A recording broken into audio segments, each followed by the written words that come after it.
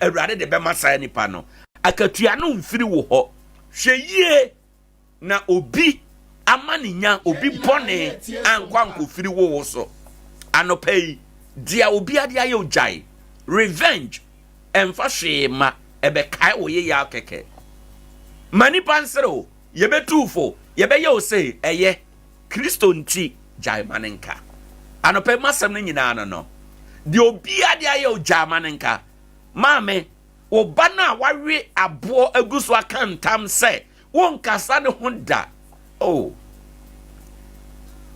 eye sa akoda akro ya na mre bi wode nwira ekekere no eye sa akoda akro ya na mre bi no da usere so a na usere hwe nanim no eye sa akoda akro ya na mre bi na uhurihuri no onsa eso enokre wafomo jaimanenka enye hwe jaimanenka na areto ene akatua eye Awurade dia se Awurade tua ne ka Awurade no obetua ne ka enye wo a nti anopai ye sadia Joseph eye no nya Joseph akoma menim bone obi dia ye o ebetima ye okunu ebetima ye ofiewura ebetima ye wo yere ebetima ye wo adwuma mu ebetima ye ntamu a wote ebetima ye pipe ano kura na mkoye na mkokonye onu obi aya aka bepem ne abusuafo obi ni ma de chiemu asemo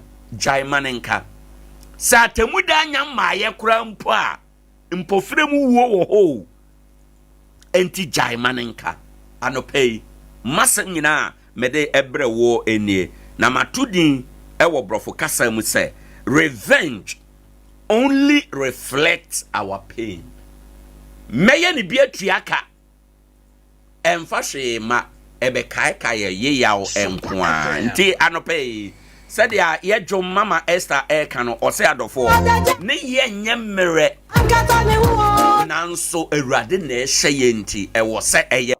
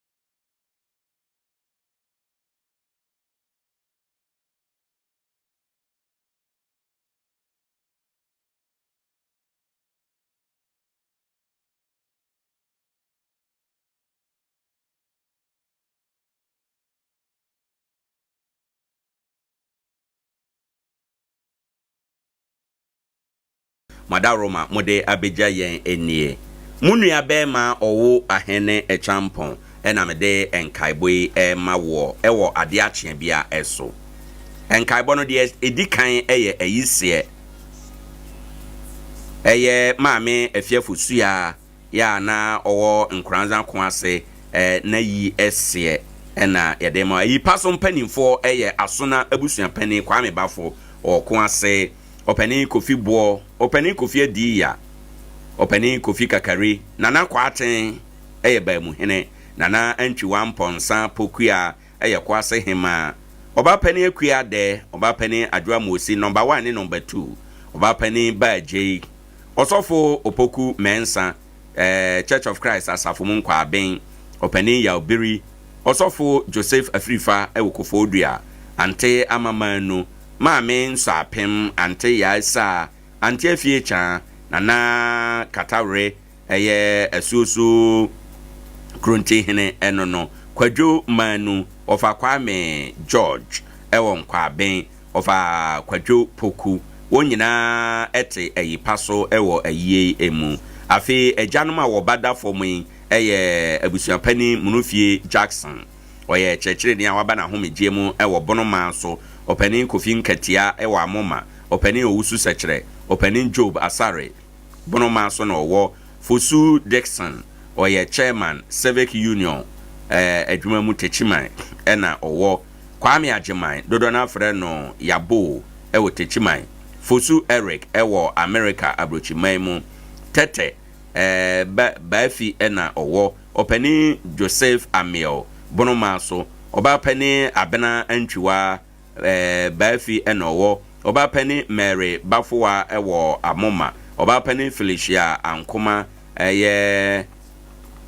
Grace in Team Oba Penny Ekuadapa Oba Penny Comfort Kwa Grace Adomako Constance Diakon ewo Techiman Grace Foko wo Bonoma so ya wo Nkoranza Madam Chirema wo Nkoranza Adwoa Badu ewo Amoma Apia Emmanuel ne nuanom Hega Ayitiwa ene ne nuanom Kwabena Aje ne nuanom Peter Jesse ne nuanom Kujo Bosompem ne nuanom Kwadwantwi ne nuanom Angelina Kofo ne nuanom ya Owoahene ne nuanom Ko Charles ne nuanom Katachie ene ne nuanom Owusu Foster ne nuanom Ofakwesi Donko ne nuanom Afia Sewa ne nuanom wo Bonoma so Baba ewo Nkoranza Abenansa ewo Bonoma so Eric ewo Bonoma one ne nuanom ewo Kenten Nana Rai ye boana ehene afi abusuapani tachi ene edu boko ene onuanom Emmanuel Owusu mama hene Adofo Beta mama hema wone onuanom nyina ewo manso Nana Kwaku Efa Kwasi Efa ene ne nuanom ewo Amoma Set enim Bekwen ne nuanom Kofi Chireme one ne nuanom Oba Penny Rahida Abena ene nema ya amufa ene nema afi find dada ne nuanom Kofi Bene ene ne nuanom Bafo Set ne nuanom Wokokuma Kwame Boga Obolobo ne nuanom ya Ojamfi ne nuanom wo Bonoma so Alex ewo Kranka ena afi Pamdu Adehibusua no enyina ewo Bonoma so enane wo fanom Akuadama Akuansia dodo na frɛ no Kwemada line otie Akusua Ampoma ewo Kranse so Abenakra Abraham Apia Kubi Godsway proprietor enono Nana Ifa Farms ewo Kranka Abena Kunadu ya Dubia etondokono ya Manu ante Ampoma ewo Breman Akua Hema Akusua Yeboa Margaret Akua Twenwa oye nurse ni ewo Sunwane ante edu sapoma eti Holland abrochiman mu Frempoma eton pano ewo Newtown openi akwasi efum sofo mame etenkran efiantwiwa wo USA Job Rai ewo Kranka Honorable Daniel Kwame Apia openi yakodom proto adwuma mu na owo Owoahene dodora frɛ no Kubewa Bafoa ewo Mampong Kwaku Oben dodora frɛ no Mo Eja Apollo Radio Mechanic Oba Penny Ekuadonko Nana Yaw MPP Treasurer Nkoranza na ha enom Maame Abena Nyamesom Kwame Tachi Sawmill ena oye adwuma ne nuanom Kwame Manu Dina Konto oye churchini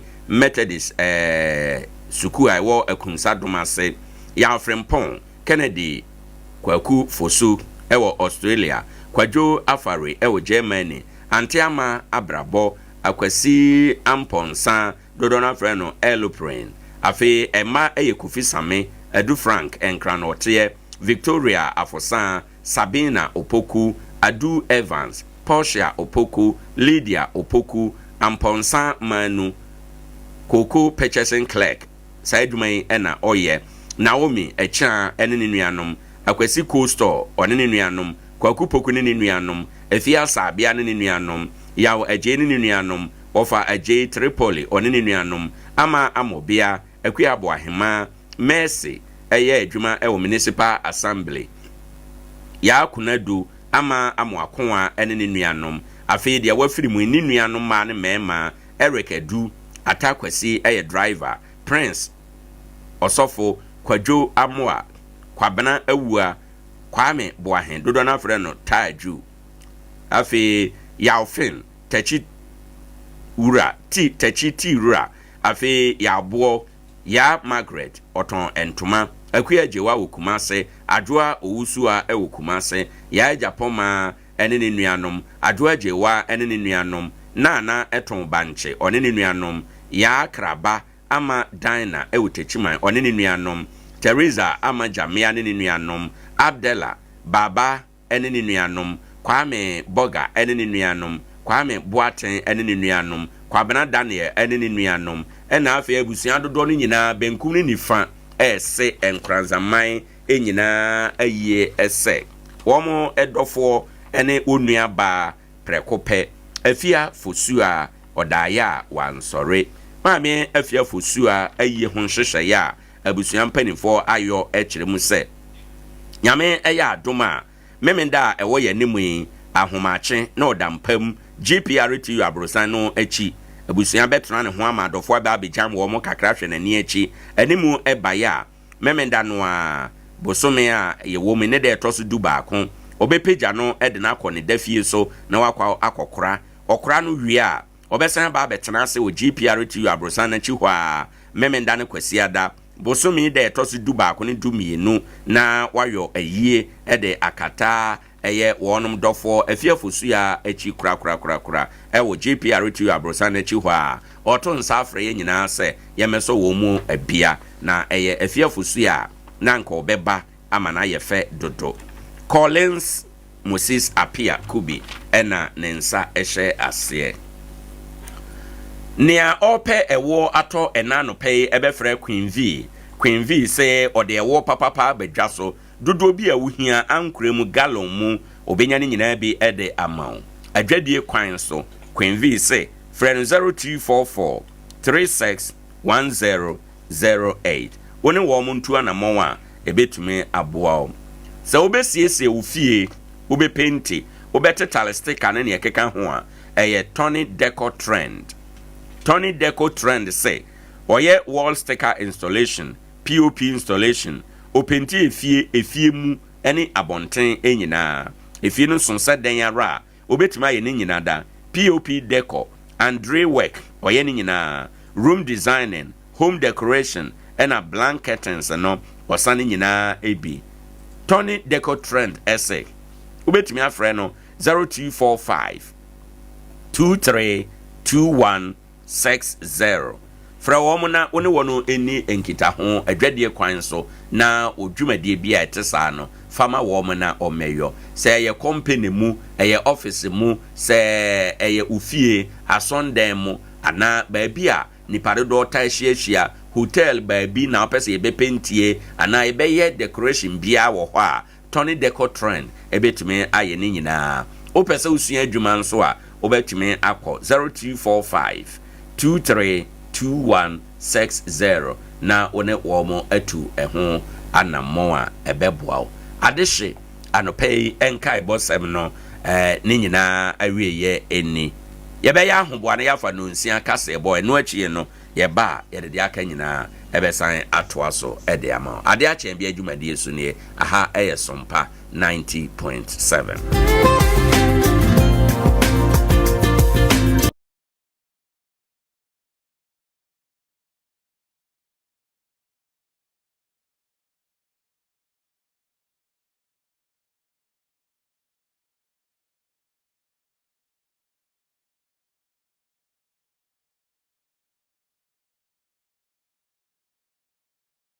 Adea na ya obayi a oda forma so ne yafunu mu emunumuni. Oh Mr. Entry also yare ya titi me benfie pi nanso ne yemu nwono da se me chew no ahodo amato a me hunu hwea ebe ya nwanwa Menyi ni se wato ulcer tamfo Haxa capsules any Haxa mixture yanum bom kotia ulcer no bia ma no anom anka ne ho ato no dadaada ulcer dro de eno ani Haxa capsules any Haxa mixture ankom ni nkyeremu ulcer yekura eto yefunu ene ensunu mu etumi a wo yefunu ekeka wa wogire ho a enyi ulcer etumi ema wo ye cheko ebra wadidi awie so how eye ulcer de a kope Haxa capsules any Haxa mixture nanum bom na ho ebeto pedudu atu a ko okanshi dragging Kumasi Dani Herbal Takradi AA Mensa Anafre 02038228855 Apefo abatan ya woma won mofra no fo ene mofra woni mfie dumienu enka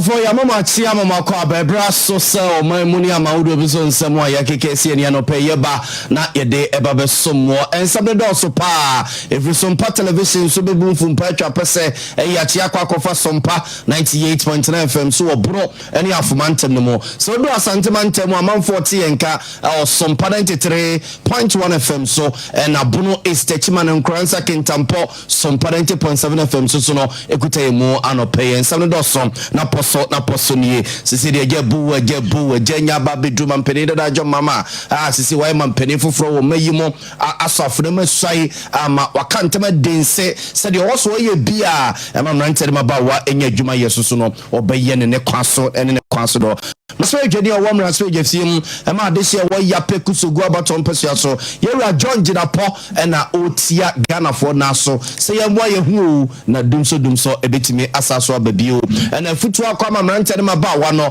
se kuayo enye se bia eye amo bravo adwuma kuayo ne sika wumpa intimante no ajimje ne yemfie hunyim na ebeboa ye busia weni afoforo pinu a ene akikese ne ene sekase ababia wo bia na no peye ba na yede ababe somo asra PSC nkoma 21st clinic yaso siate kentire na etwetwe tutuo no a edu bia na ade akwakwase duabo ene obi ato adu ne ade no abusiafo nye obi na ato adu ene nye dua bia na obi abo wo yade a efe ne se siate kede bi na akire wo efri usisi mfa oto ase ede fa usirem di kosi o nampo no so ne o nankokom ba chese edu bia na oje hu a enya abusiafo ne 21st clinic wondru yumfidie your doctors or nurses ya wo mo abenia ya de ne enigina na etu afri ni pedue ne mo bora ya branch bia mu Ghana fa na mo na ye doctors no enso mo emo wo mo na so ya sene mu a anopa ba bia wo bia no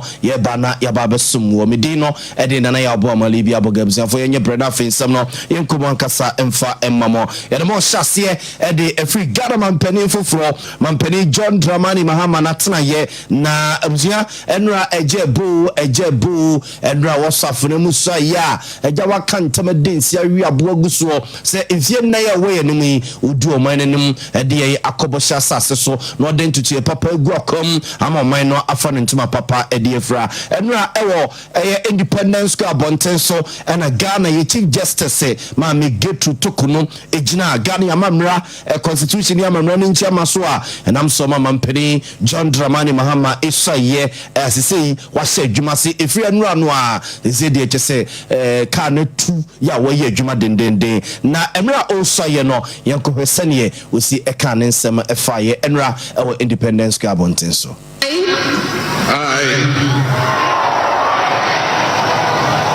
John Dramani Mahama, do in the name of the Almighty God swear. Do in the name of the Almighty God swear. That I will bear true faith. That I will bear true faith. And allegiance. And allegiance. To the Republic of Ghana. To the Republic of Ghana. As by law established. As by law established. That I will uphold. And that I will uphold. The sovereignty. The sovereignty. And integrity. And integrity. Of Ghana. Of Ghana. And that I will preserve. And that I will preserve. Protect. Protect. And defend. And defend. The Constitution. The Constitution. Of the Republic of Ghana. Of the Republic of Ghana. So help me God. So help me God. Zafonti we aye mampani John Dramani Mahama ne yetene nka ntoja woso otwedi amponya nkrompo nsane akwabizu kan wosi so help me God ni ntia ya na hyase no e wase kire na eno akire na bedi ye kire Professor Jonah na Opoku Ajiman esoso esaye enra ono na di kan ensisie mu no mampani abedi kire bedi kan no na ye no de na enra de na anika se enra osori ya wokono na chese akwakoye mambi no Chief Justice Ayoba and a Ghana man penny abedi ekire ye decline cra o meya bakosemu so Ayoba Professor Ginano Opoku Ajiman and omumi enu nyina so no eco school bako ewo mfifi mantemo entina kese akwakoye nika ene abakosem sronko yankore na Professor Ginano Opoku Ajiman Ghana man penny abedi ekire no no so esaye I Professor Nana Jane Opoku Ajiman do in in the name of the Almighty God swear.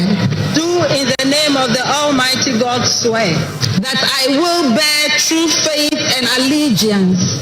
That I will bear true faith and allegiance. To the Republic of Ghana. To the Republic of Ghana.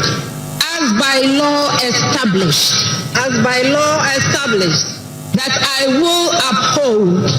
That I will uphold. The sovereignty and integrity of Ghana. The sovereignty and integrity of Ghana. And that I will preserve. And that I will preserve. Protect.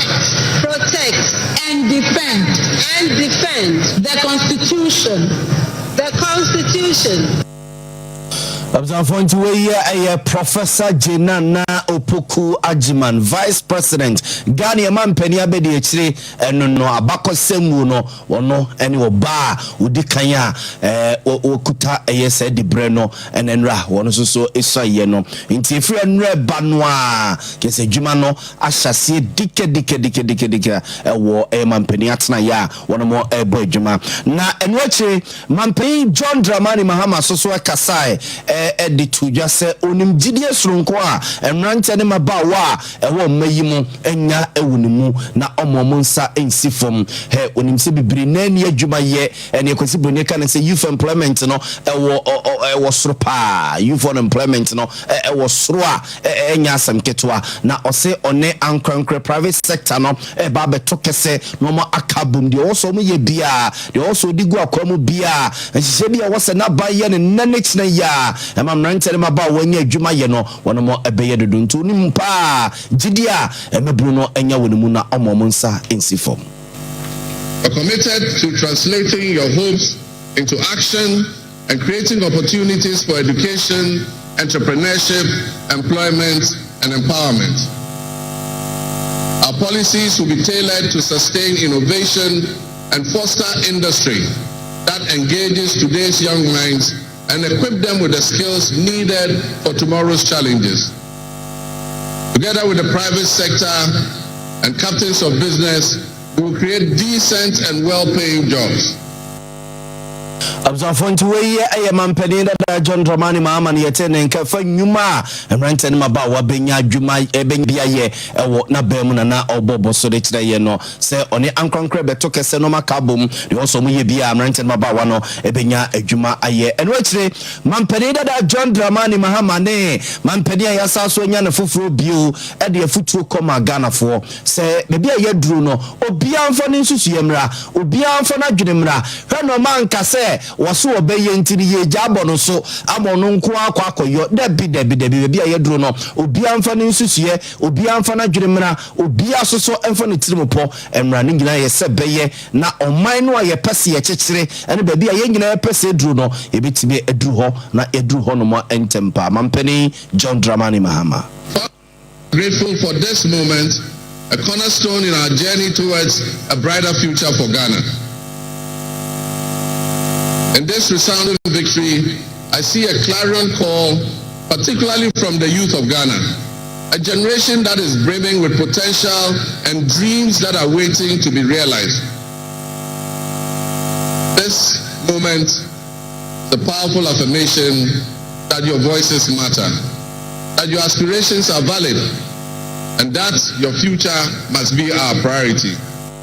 We Mampeni John Dramani Mahama yetene nke ubia so ye penny so ya kokra so ya brewa so ya kwada so ye bebru bia mfa ne nsusuye ene na dwenemra ne nyina sebeye na oman no ye pese ye kyekire no ye de ebegina ba bia ye nyina ye beka ne se omayi yaba na yabaye ne mo pa anso no mo a se Ghana ye Mampeni abedi ekira ye nya ne foforo omayi abakosem ebi NC da se oba vice president ewo mayimu Professor Jenana Opoku Ajiman no eno so Mampeni John Dramani Mahama ekasai edefa ho ena oye ne se enye se bia kukusibe ne beka ne se coincidence ase bibi na kikabum ni tiri na ye ena wakwakukuta dibre no se enye sa na tie de ntia empo wo mo adwene ho hu se maame no ebeboa woni no ekabom kopre Mampeni adwana ebe ye diama ND NDC a normal babedu sampemprenso we no wonim se kwan bisuo no enam so ebesesa niema pii ewo omayimo.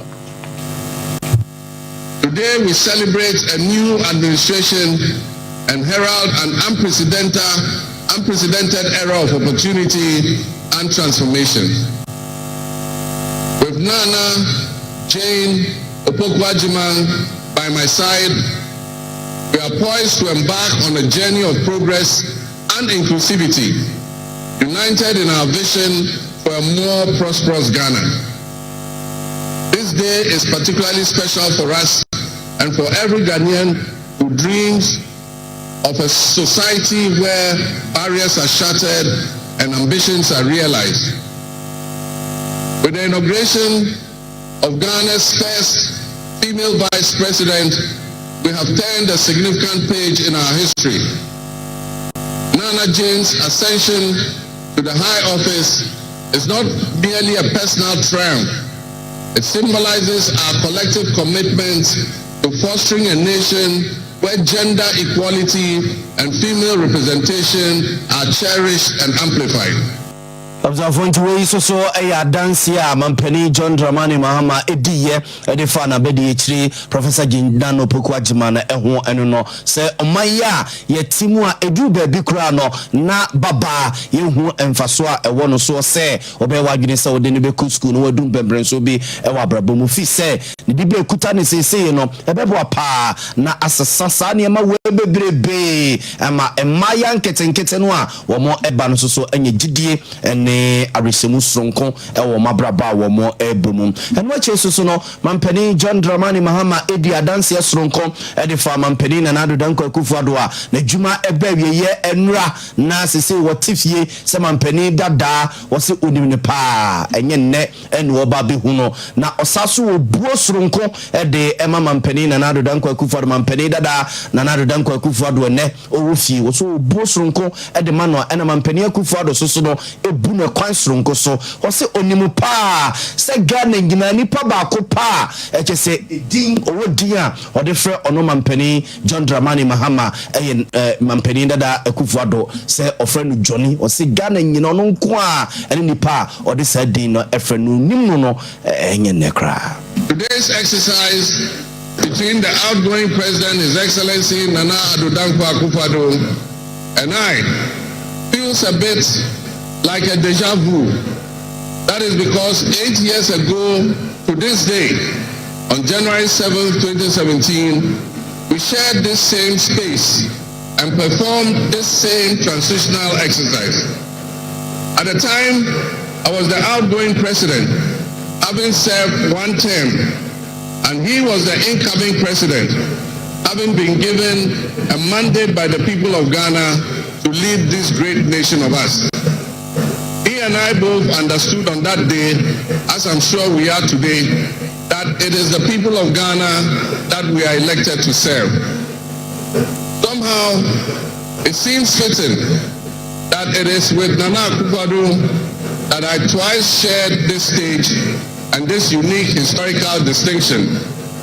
Because Nana Akufo-Addo and I began our national political careers in Parliament in the same year, 1996. He has always greeted me with warmth, a firm handshake and a smile. And he is perhaps the only person in my life who has persistently chosen to call me Johnny.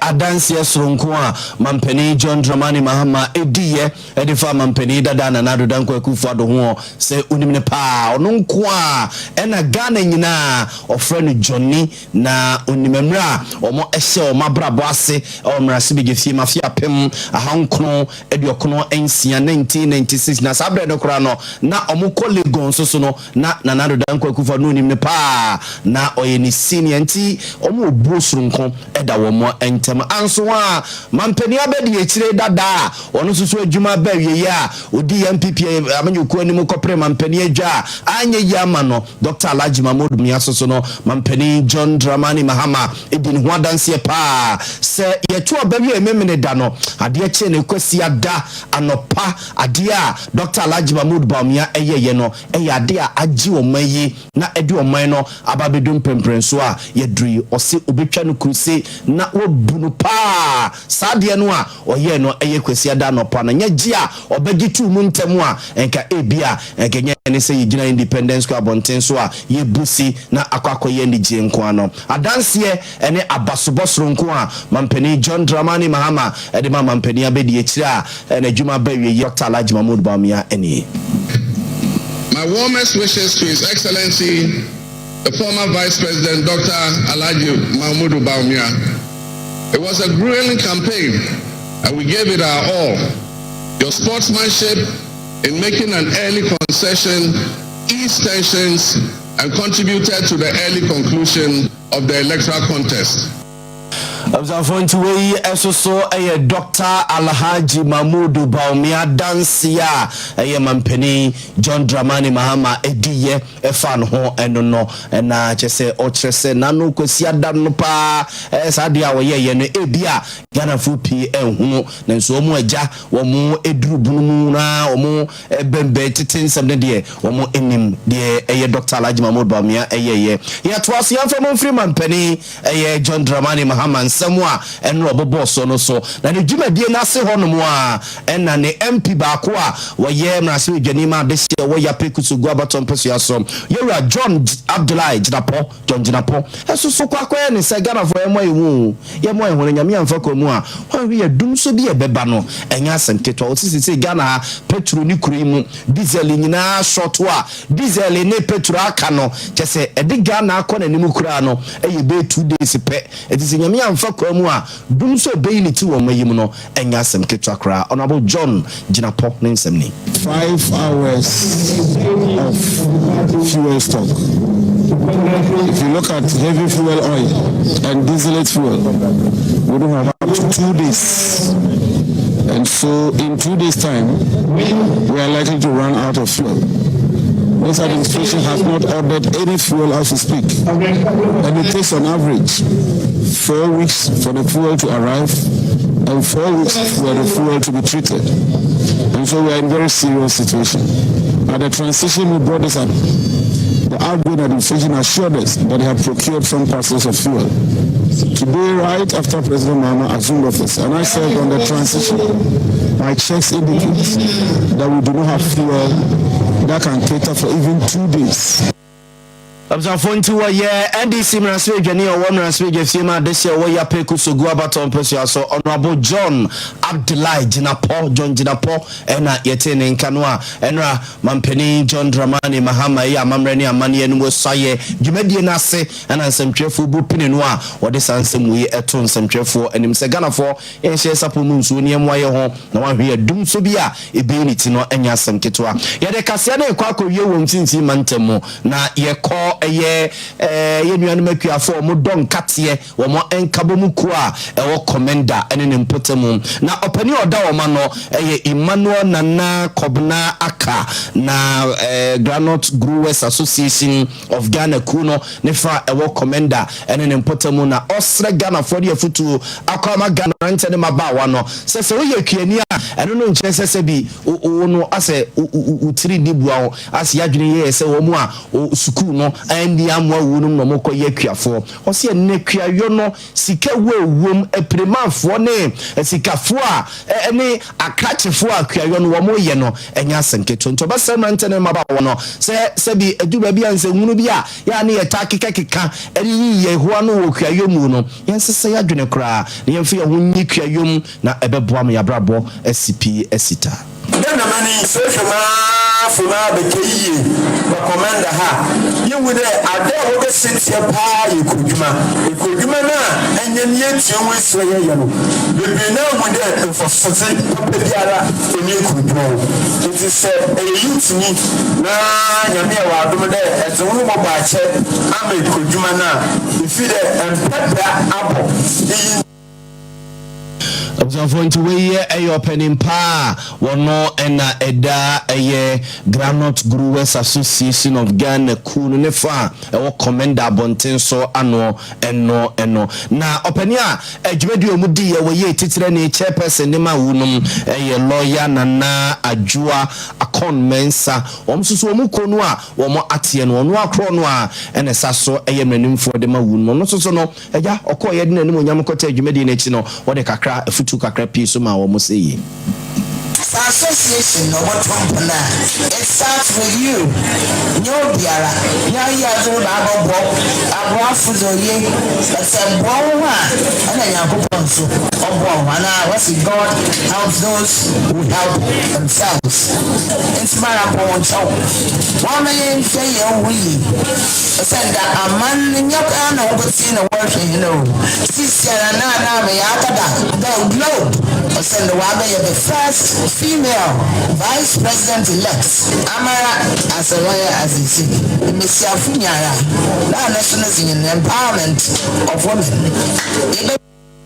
I'm going to a lawyer Adea Akye Mensa and yeten and can watching about penny a banukwa yohunsen semua eja ohoso titru de fa maya ene ema ho e commenda edina eguafo ebirema baton pesia so e de adesre to achechefo anim se akwala ye boni a yesi yetwa ado ama no na de we se akwala ni tirimu a be de no nyina oba be yekuani onim se chesa ado no ya twetwen tinya de obeye eto se efi na akwala achechefo no titru ene secondary schools ni ade no omunya science ngunu na ya no mudie no za e pede ka kire schools na den students ne de mama mbebu ni hu ado de oye ada wode tia ho nyimde abofa ya ada wode wo tia nti obetum afa kwan fufu bi do ampa se be bi efu na wode wodo wa osafata de wode wodo na mbo mo fa ni hu de onunyi ada wode tia ni tado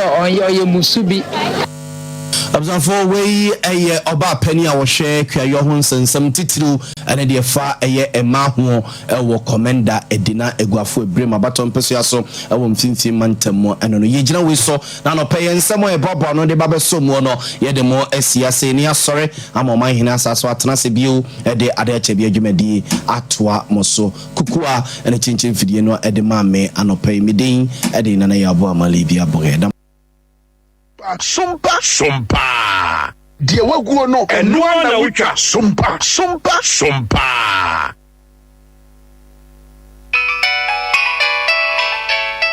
Hello, Kofi. Mabedu Nkoranza o. Na maye wa kashe wa me hunyina sa. Onu ya mani abre. Miniska. Timi ya mani senka bedu a nanka mako Fidelity Bank. Na mako yi cash kakra to me ho. Nanka ma send this cash so kakra ma akosua. Enso me ba ye Fidelity Bank. Ebi ni ha. Mo mama ni zumi rubber bia ye si cash ni ho. Oh, se wo senka o frementem. Hwe, ma mencho. Bisa se o pe Bojibo Ventures.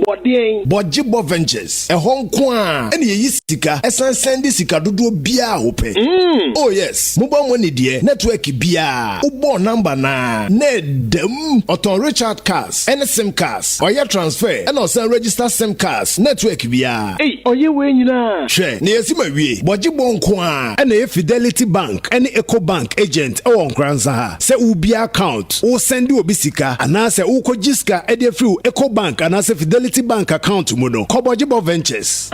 Emfa ho ne bank ya obi save. Ubetnya send this car Bojibo Ventures. Oh wow. Yiswation nso so ye adwuma. Nkoranza Bojibo Ventures e wadi nkrase. Edwabo nsan no nchepe. Mera seminua. Fre Bojibo Ventures e was 0248 089 463. Bojibo Ventures.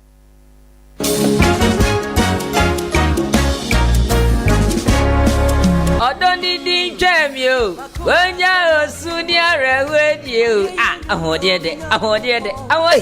Nanya wa kwame na ya de bubu na gu wa no want to be nyashi. Ye ne, what me sorry to nyumu dia say. Ye hre no anka ya hre de. St. Mark's Natural Health Clinic. Ye tamwase. Ayambo, akwasi, senya hwa, anka sesema ye funra. Kametada ho majinkwa any St. Mark's Natural Health Clinic. St. Mark's Natural Health Clinic die yemfa ya de anko ensan fan san ya chi me kanfumo bia en yarwa bi ti se stomach ulcer diabetes, prostate cancer, NEADA, sasafro, hepatitis, stroke, awohu na yedin, enamun sa yade, say enfam fidian twi efie wo ni paduam, ye broni beka se detox, St. Mark's Natural Health Clinic, nyame dia chewon kwa. Obehu St. Mark's Natural Health Clinic, ewon Nkoranza New Market. Mr. Desmond Abrun say no mu, wani public toilet in the dia ni hwe. Open chemu aburu mi die so a, fra homa bofwe 0592 928786 0596 802161 and a 0241 023418. St. Mark's Natural Health Clinic. One pomodi here.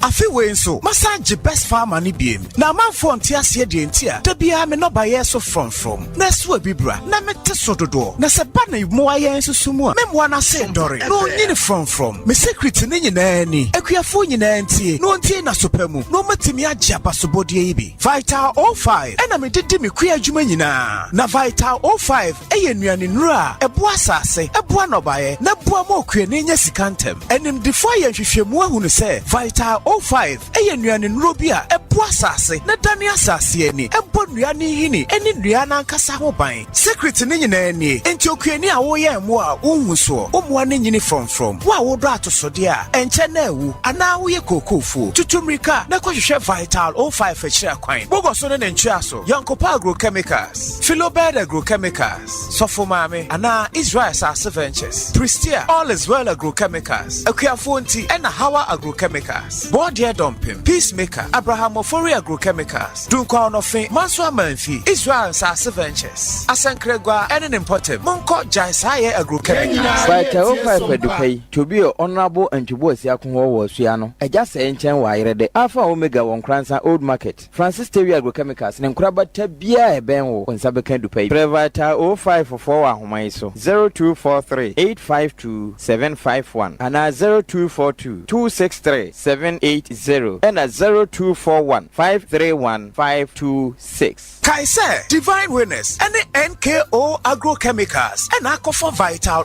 05 Abase Okueni Ubedi Dipeche Vital 05 and Nabaya Mojedro. Mami adumei mesere wa beyi ni emesu anso asemi na ahia se fifirigu ahwe bi mpo bebobo enti sika kakra wo fa ko ye eho niema eni bebre se hwe ebi mpo se go ka ni mo an atekwa ne hene na bro sana se wo no na mehunu se store bi ho na me bowura ho eniema ni na da yo fi niema ni bi ka ho ana me pacho da bi oba pa eniema ekrokro ni wa me kofiri yi emom Atiko Home Stores eniema no buafu nti na ma sika no to ne dodo mu Atiko Home Store omo niema efe dodo se wo fa niema papa enu nti obi a wo pe fridge double decker tabletop and deep freezer ice chest ya mechanical main size bia electrical iron microwave washing machine blender kettle rice cooker standing and ceiling fan modern digital flat screen television see every 32 inches copem size bia wo peno na provisions e fasa gari shito emo anwa local drinks e minerals any energy drinks bia foreign drinks e wine whiskey Irish cream vodka any dia keka ho washing powder any semene bia di dwade sande siniema shampoo papa e frebrochi so abusu ho home appliances any provisions bia de wo benya bi ho Atiko store akofa solo machines bia ba water ne fofofo me kire motor blue ya mo de bomochi spray ntosi cashew nut abrobe mango kube cocoa anka any mfudie bia kuani wudua no machine ya wo de spray no ne bo efukra Atiko Home Store was 0243 629295 Atiko Home Store Sano factory price ehwehwemu mapa abeda di se wuyi yade bi te se diabetes ene mojabroso efiri ho a saa yare ye didi so yi yare a haga na fo adwen pa sisi yade ayamtim ena koko yare a se bawo so a woni anika ene anije wa brabom na 3A co capsules no ya heda to ye bo ase ene ya yese sa wonum aduro no a koko na fifiri wo yam afifiri wo herefa ebeyi di afiri ho menim sabre baabi a wo ya wo temenka ena menim onipa bi a koko ha no ena menim baabi a koko no adi wakoduru anika samo hintasamo a sabre ya wo temenkan medema wo no se edin no eye 3A co capsules ya eye koko master mesra utie na sha no nso baabi a ya wo Ghana ha sei no gia number yi na frɛ yen 0546 107 107 0546 107 107 0546 107 107 3A co capsules adroi ya coco master yi mu amu watachiman ene ne mpatamu ofomani nkyere efa fodwo ena afen so golden amankwa ho ebiemu nso Nkoranza ene ne mpatamu Africa Herbal Evelyn Amekwa Pharmacy ya ene Black Man Washing Bay no edi nhwe animu ahofadie Herbal Emos Efa Chemical ena abibidro depo nananom emwaduma nyina afrosie die nanso woni enkankatese mu denti na isi nkanka hene abibire mu ha asoye etumi die bibiduo kasa yade ma yade bobirim dwane eye Obo Herbal and Medical Research Center Obo Herbal for no de wono be expert wo cardiovascular diseases onipa yakoma eda emu no ene duro ben a eboa temoja ma nipa kwa no nyina no eno ne cardiovascular no na Ghana hanso de Obo Herbal ene ye expert in cardiovascular diseases eno ti wuti yade a ayekwa nkoro no na wonso wonante kakra bi a no wabre na afi kuma no ebo peri de bia wo de omoja broso no kosoro e bia wonso wonan ne wasere etimi tutu ne toda yesisirisi da wo de ananse ache woyam timi hyew enso da bibia nsie afei wo bo ene wo konji etimi twe wo man me kire wo se wo ni padua no ba bia ntini ne moja fa bia de akunini na wo ma bibiduro kasa mamu yade nyina adwane ene Obo Herbal fo se wo hu akira kwai e wo sunya ne krodua mu ha wo behu ye wo Zinc Road ye ben Divine Junction ye ni Immigration Information Center ene di hwani mu Accra ye wo kasoa tachiman ana Nkoranza nso Obo Herbal asoye ni bi wo ho ubenye enupa bi wo Green Light Pharmacy Mosaic Pharmacy Adea Herbal Odumase ana ba bia eto no bia frey wo 0245 700 248 ana 0249 761 508 Obo Herbal abibiduro kasa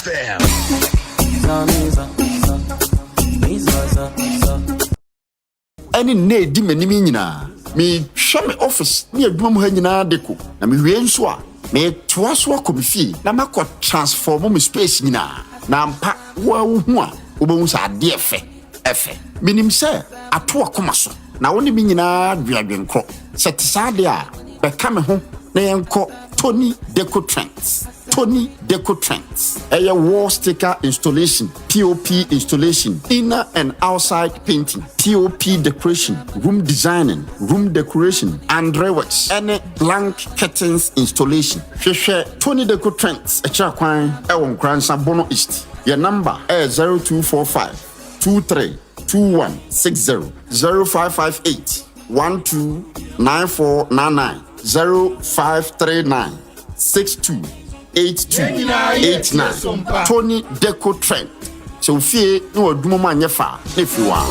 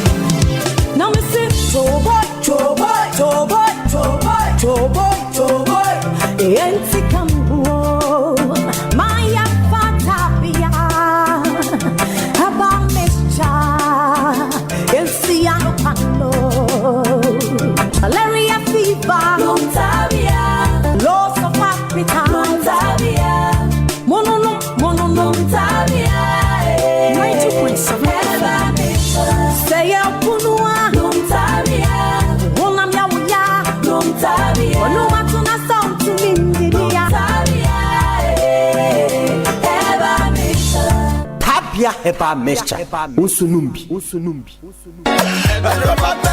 anokwa maji Hamedi me pa chinyijifo na namaji Hamedi sano Dr. Amagashi na me kamfo dia ma yade eya etunya de ote Hamaka sano de Hamaka ye adwuma enu ne betu yade na se menue nkwachinchin mrawate na bomochichi afrinso ase beka cho se odenchama wu a yanyi na tinye maso hwe hunagye atum se Dr. Amagashi wote Hamaka sa eye stroke nyedwe yade na fo miensa pe ode betu ase asma enu so si manum no otu ase eyam kro ulcer wode na fo miensa chinyenti ne yakuma bonso nkronso ye hia hwe doctor say ne no ntontia waje hahamadi ode tro kunkum bible mu nsem kronkronkron ene betu spiritual marriage na se honhom mu nsem a etena wo so obi ne wo beda yato waduro ade bi ye fa honhom mu no kwahwehwe doctor Magashi Acheampong no be sadia maw nsanom na anu ya mani krotweri se me hne santamu medie bi ho adanse drugs ene nipa na to mu ntentan oja ya enyai fa wani che Dr. Magashi ho na kwakọpẹ yaresa efamanom he ne ba na mema yebom krokro sadia agrade edwedwei eno so fa kwai na obehwe no asan yade kidney yade eno so Dr. Betuase amagani Magashi a ene ehu amagaho Waterchiman hwehwe Dr. Magashi wo hansa kane just akwan so wa udru Pentecost and Sunday no ho won sani fa so behu ye signpost kai na frɛ Waterchiman contact 054-458-0936 Takradi Ebon Apostle Dr. Amagashi Ewo Kejebiri Adjacent Kejebiri Government School Fred Dr. Amagashi Ewo 0547-044-307 or 0544-580-936 Dr. Amagashi ana wa mami ho adwiri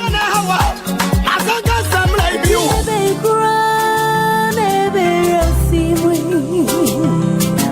Not a grown any penny out of you. You're a good not a near way.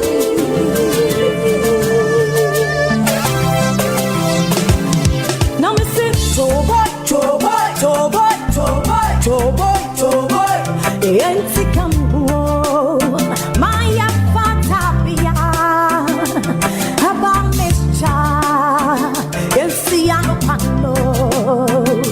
Malaria fever, Montavia, loss of appetite, Montavia, mono, Montavia, say a punua, Montavia, Wonam Yawia, Montavia, no matuna sound to India, Tapia Hepa Mesha, Usunumbi.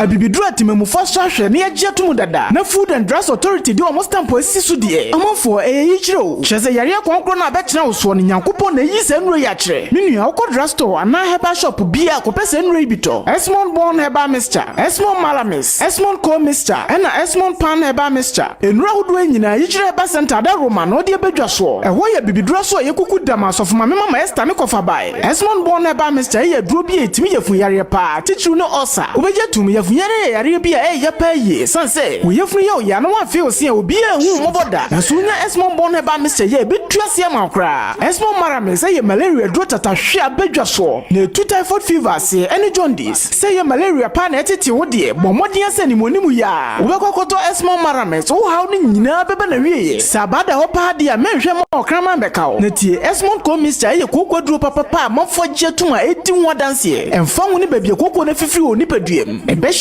nyina se prekope afi Esmond Pan Herbal Mixture ye san won capsules eno no eye ntiri ni mu adwuma waposo osisi echi ba bi atwetwe wo ni nyina ebem wagina manam so peme wo ye be ma omode mo no nso ani won paso bomode so benya dre bi ato Yichire Herbal Center wo Yichire spiritual cream na ye nsenkyerene ahodo amafo edi ho adanse na Yichire Herbal Bar eye nnompe no mu adwuma waposo ba bia Yichire Herbal Center so ye no wadra Filla Chapel International Sorfie ho a ebe public park Roman school na chi ho afi adwadwam so Yichire Herbal Center eni dwakase ne de animhwe benya bi so to family herbal shop ena so fuma mi ruto e wo Fire service station ho a free Yichire Herbal Center for wa homa iso 0246775319 0246775319 Yichire Herbal Center di onyame kan ene bebem Yichire Herbal Center onyankopon no yaresafo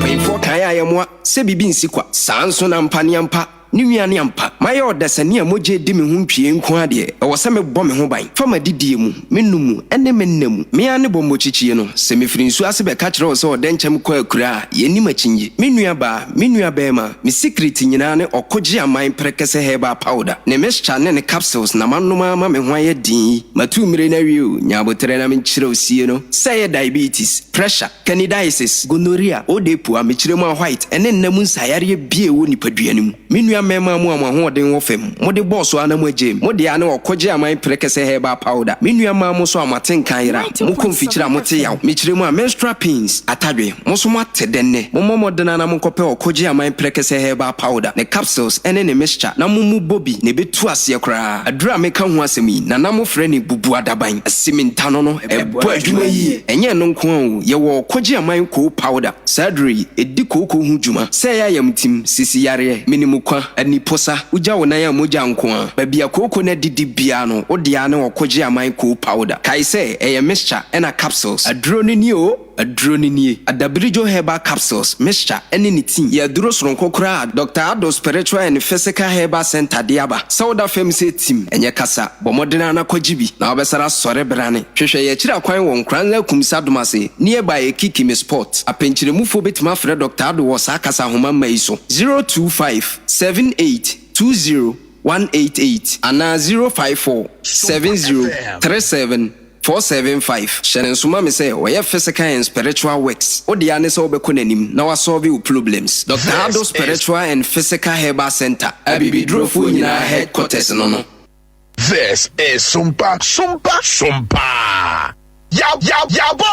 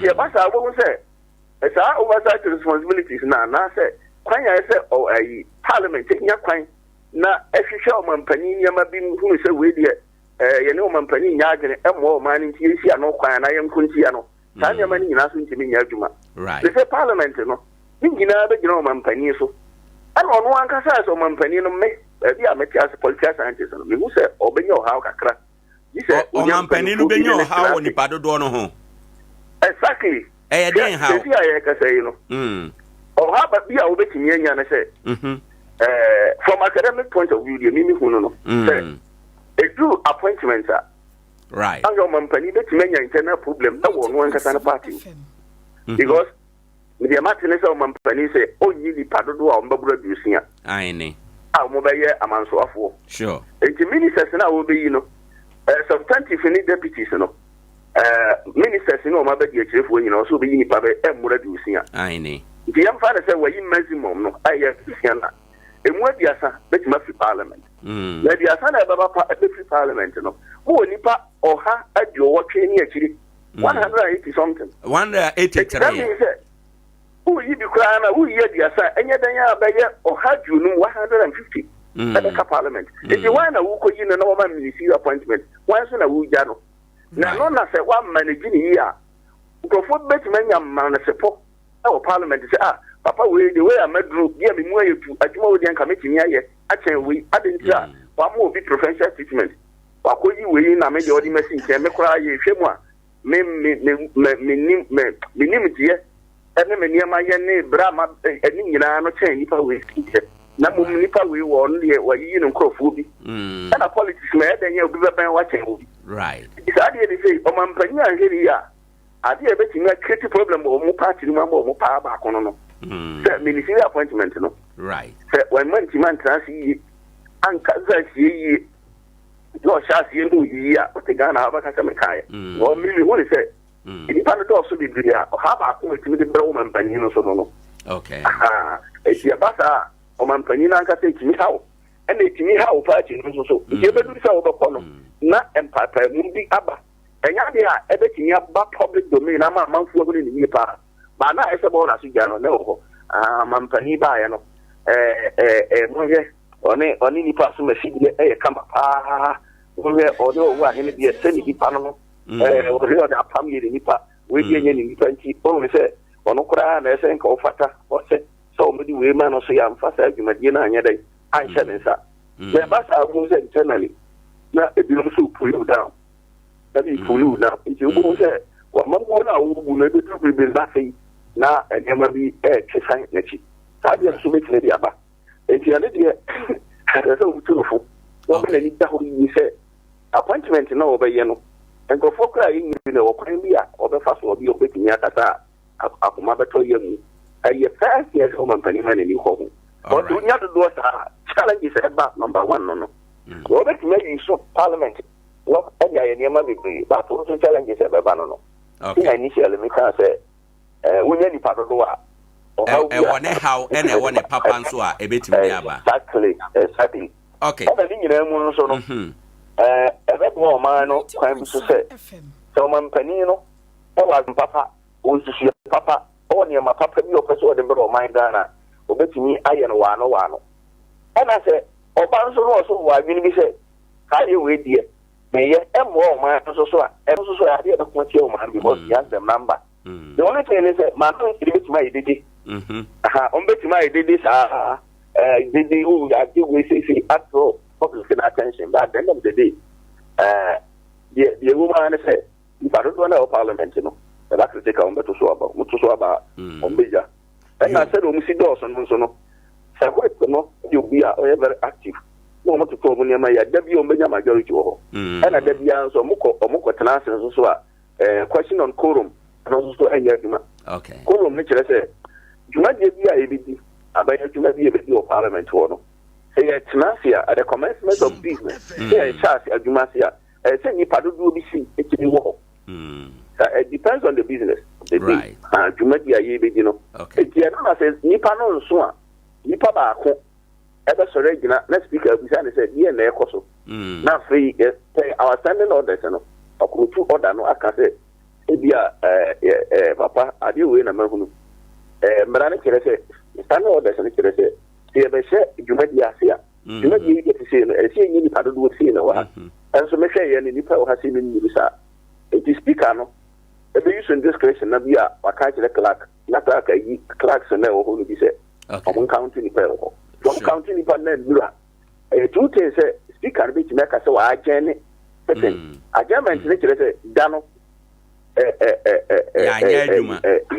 ya juma ko say the following day say a working day nko a say the parliament let not dia dem fan say fiada say ya no so agene a let say fiada amendment that you nko juma ko fiada nko juma sa dar fiada na so yen sa mabiem e bia brada and you beba ajuma na ke 5 days na 4 days na wani mu na 9 ni na de ya ajuma and you also suspension you obey suspend the sitting and no dey bi obetima ka se wo say and am say bipa wo hanon so say ebetimi aye ajuma nti no me say obi an sorry mama obi da don hwere ba ko achi no ya be se aba e die ho na engofo bi afam ho epuepu no omajuma omo ye titiri pa no e bi say ye ade bi afa majority no ho a majority na normally omo ta omo platforms for better platform no so apezo be make sure say contacts no be fresh amanfo and now we were offices ya no mata samata sam say mo me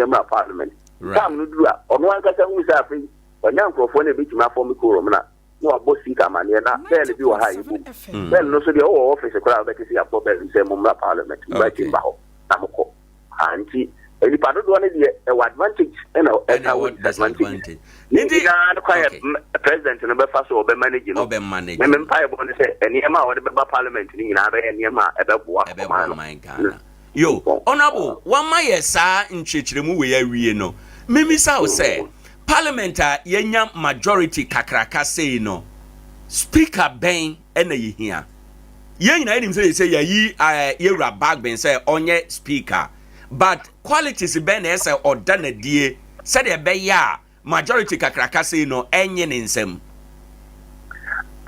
ade ne say speaker na kasa o say yewo parliament I say wa court na issue bi o hono na ja lawyer for mwachia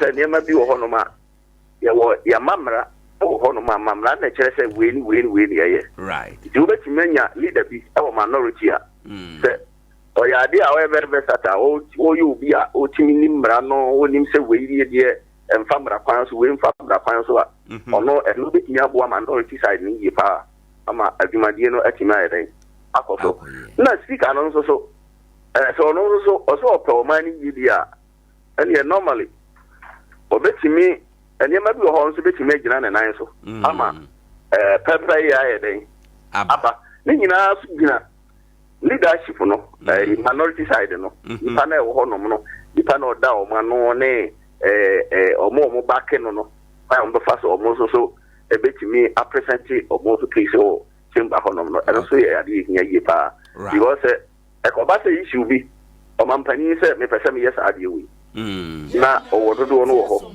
ade na o ye no enya de famra kwan so me de personally de me won say no media no na say minority no so enim ede o mu e ka won to maba no because kwa ye be fa so a o mo so betimi aye yi pa ka se ne say o be engage media no and I say central for mama Matias, if woman I'm betting Mediaco, ama Ghana mine, I can say no. If your company, any part of the always to know of a sofa can be asked not Ghana or say and Yama Ghana or we am why it is a minority bet my very effective and efficient. He said, oh, engage, media no, or one of these I was so in Cynthia no map out, or Mokanem foul chamber no map out, or Monamakasana so. What they are Ghana for what you be not Ghana for say no. Then if I do your man Padinia, he said, well, for Quan Biswa. I say, what if I can be so ya near my beer day, Emphata. It is no Amadia. I had the speaker dear, or not to hope, who can't be named Famra Quanso, or but draw attention as a Malka idiot, and Famra Quanso. A Famra Quanso, or better to Nani come on, a true baby, I say to Swaba. Majority no, the other canon, do one the other canon, speaker so all Gidiatum. The speaker no, only the lady obey my yarn say, Obeka say, damn hono, orderly. wasama obeka no yes ono so okwadaro o mra mu onim ye business no say see asemu ya wokan no parliamentary na on parliamentary ye wokan no wunyina so eninyina so ntiri nyina no ono na behwe atoto sade wunyina tenetene bibia na omuye bibi no na mfata na wontie obetimi so apam wa free chamber ho amoko this kind of you know na nyina mu no ehia say de me hu say we the macro minority pa anti ade betimi aboa kese pa ne say engage media no more media personally sana me hu no because what na chamber ho na mu ya argument wie mu ye bibia wie debate mu wie bibia wo wie na say ade na omo ye na maboa Ghana fo a ipe betimi ma Ghana fo na eti oboto abama sa ankrofo no ekwatena ho no esa MP so no kwatena fa ebi omo ye bibi enso e mo Ghana na still because of say political party nti wo ye no ye media na betimi ama Ghana fo ati no mo hu say no ade ya ye nu ye ho eti NDC for no so edu ba bi omo nye very careful say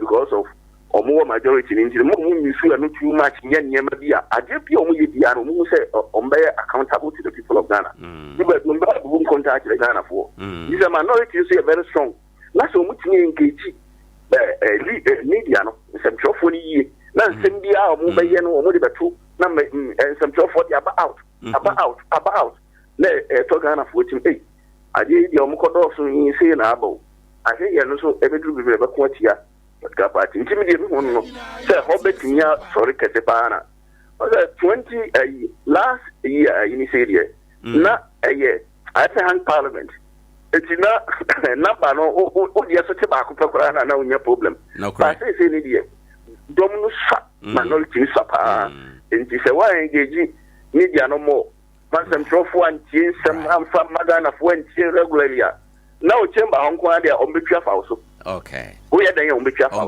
because e do ba bia speaker ni option bia so obeka so and speaker no so no o majority numu no fi 20 danya favoritism no dia e to da bia kakra bebam ane dia ye danya danya beba because o do ba bia o she papa no ba me say ya very experienced politician what's a parliament ache I would need parliamentary business no or say a lawyer ketew wa practice for over 42 years or so they feel the name in no dia aye lawyer juma what's a parliament so many years it was rich experience but you hold more so make me every sort of office in there frustrate you okay but me frustrate minority no so kwan bi so na in say on yenesa yeah because so so no one can say reputation so any monyam it man I don't think say for better idea no all right and if there is piece of advice say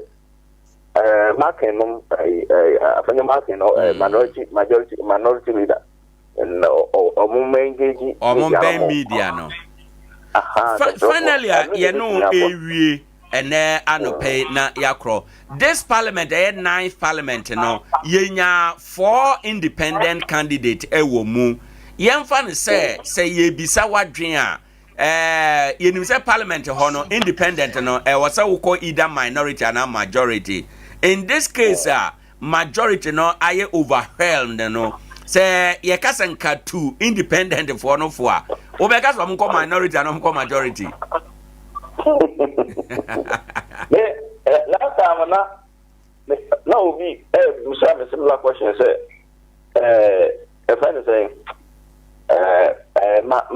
omo independent for no ni nyina dependent ba bi ani pani free ahoba okay obi o hono ana oya NDC ni ana bia bi binti oya yisa nti ana de advice I will say move your advice no ono de no kobo manyuko kase no na me kira de we say mu wo sua hunu kakra say political science normally say over a member of parliament ana obetem na shebejania ya na nke rule ni say kwashemra but say no ye manema bra be ka ho say you play the water rule be our development and obi a said ye oba ba ye na ko independent constituency na uko na o mana mo motoma wo no nipa bi na na e wo ho ma nipa na ye o constituency no mu enti a very great challenge e ma o say no Ever do 4 years time, no, I say Obekobium and I won't cobium. That is the question.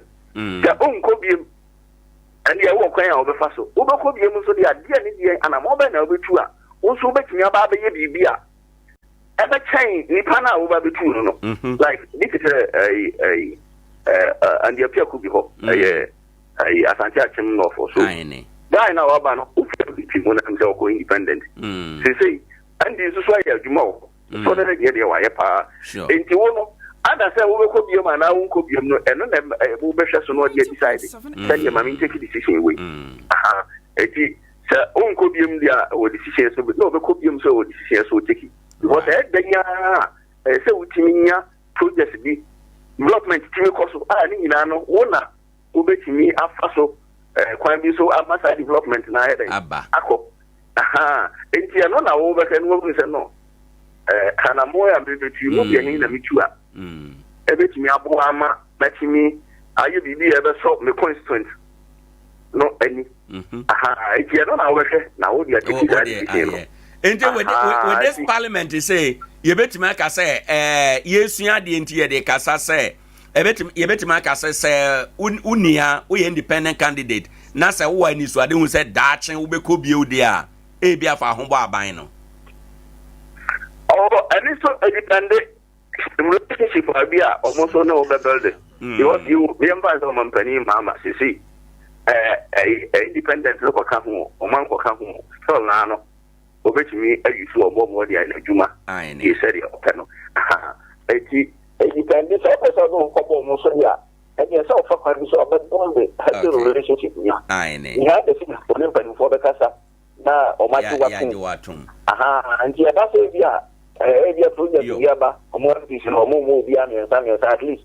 If you also Honorable, yeah, I say, yeah, Brad, yo, I was for any out ye Yura task, Conadu Yadom, former MP, where you were seeing Adea Kakra, what Adea Kakra, ama yes, BB Efrimu. Yamfa good moon 7 Emra, ya ba, and Komopi, Ewa Chira, Yade Ebebro. Good morning. Sompa Sports. Sompa Sports. My name is Kwesi Hantich. In this region, sports is all about Sompa Sports. For this, because we were able to win this competition, really difficult competition, but at the end we had the energy, the strength, the belief that we could win, we won. I have a fantastic squad, fantastic experienced players, fantastic young players. We have a good mixing.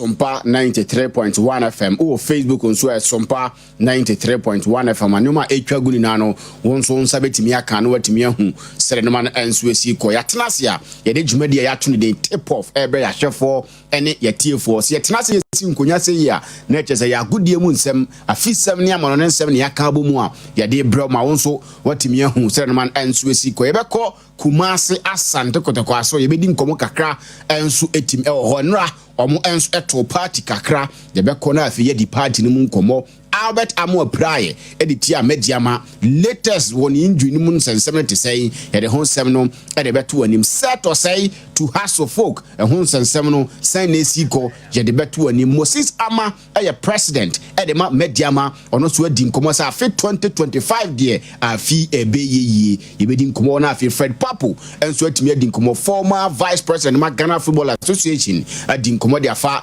nyoma ye ne atimi aboa ma fans enso atimi akostadium ni nano wodi di ho nkomo a me de beto anim ene enso ewo dwumadi ne so ntia ne mentina na memfa nsem nano emfa mbrɛ mimi di ne de akuako Benjamin Jamfi betima from Ricardo Vaz me na me de afisam ne ba me wi amekɔ na afi fancy di Maria ba na afi nkonya no wabeyi kakra bi de akyerɛw ewo tip off ne so na afi full time no ba wadi nkonya bebre enso atimi e de abrɛ no watimi ahu sɛ no man enso esi konti mame start na min din komo no emfa mfiri nsɛm ahoro a ɛno enso atimi atoto to dwa ye de ho nsɛm no e de etwo mame din komo no emfa mfiri Fred Papo akache or your former vice president at the Ghana Football Association, what in Como at the Afanioma, and some penny for ye and penny for the Guacom, Nafi, a fans, it me cost stadiums, a horror, a kosha homa, a cobo, it me have matches, and so it me efe. Nanobi, na man for stadium pa, na send ye, a man for Coneno, and open GD is no abuse,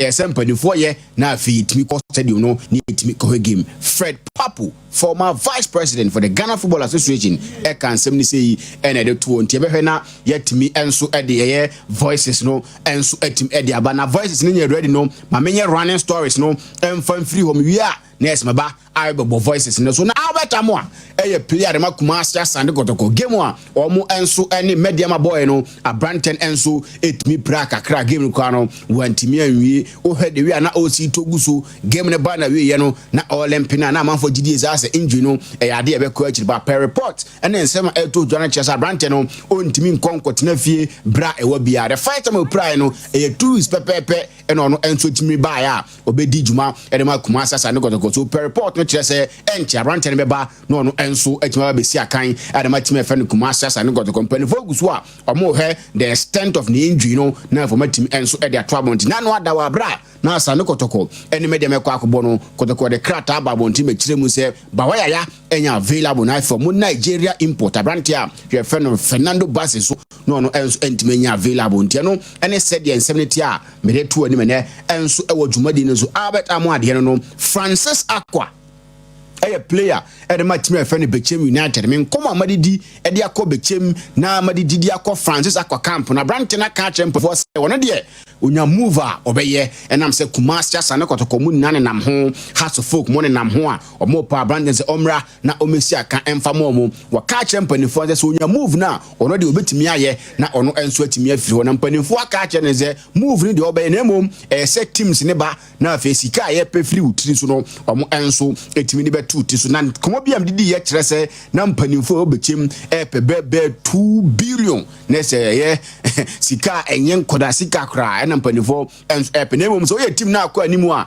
ombetimi enso no didi nkomo a na baby asika no enso eso atimi atete Francis Akwade no a me de tu ani me ne enso e wadwumadi ne so set to say a former player edema Ash Gold said them sini wo kasai abranten enso atimi aba waye training wo House of Folk bebe bosomeni na watwenie abranten gusu a odaso ne House of Folk ye training per report no empanimfo ne abranten akọ bankroma abranten na jetum so be sign 2.5 years edema timu a Jefen Accra House of Folk akasa obe medicals na afempanimfo enso atimi asane na officially wabe Accra House of Folk player nanso no mama kumienu bi a eyesa abranten perform House of Folk for no hono entimi nkoye entiama medicals no entimi maso de metete kiresa abranten person o kiresa o ye free agent no ba ndi so boboro na eya amanfo ofe eya amanfo akono na se obi pena say House of Folk for ton na onya percentage e de free sasi kanim batem say House of Folk for no to twom ho kakra ne ade ntie nam so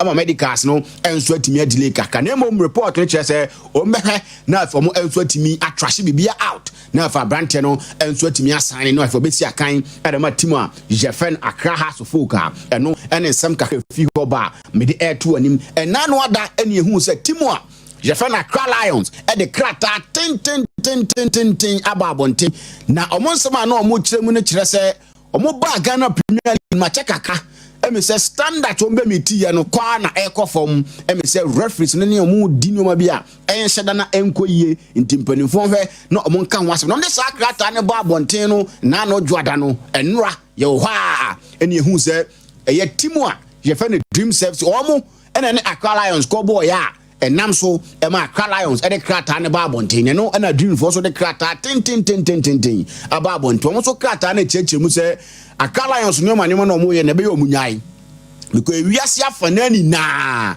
referee ho sensem de wo ye timu a e be kwa ma e be kwa tiawo enti se koma wo a obeye din tie kwatie wo so a no atimi aye din no se na ohwe eye enkrofo nkro so e hokra no referees ye hunu so omo wosoro omo ya ade no ya sign the eye technologies aba eboa wo so still science and semi na akoso na kamia kwa akoya Dream Service omo ben eye president of Ghana Football Association ti ase bibia na amanfo enso yes aso mo do munya favors bi ni ade nte ade a ense na emfa tanto mo so mo ka cha kala ense sansensem na mo ka no ebe ye omunyai na football mu de uye timu a ebe duru bire bi ebe kwa ama ebe du mire bi ebe kwa atia ntia koma wo a na wafa ekotia wo a na watimi afa na bibia no enso atimi aye kamanti krata Dream self si ba bonte no ene manya ntwase enso abone tofa enso atimi dia ma mfiri ho na me ni nkomo e Fred Papu akache Fred Papu e former vice president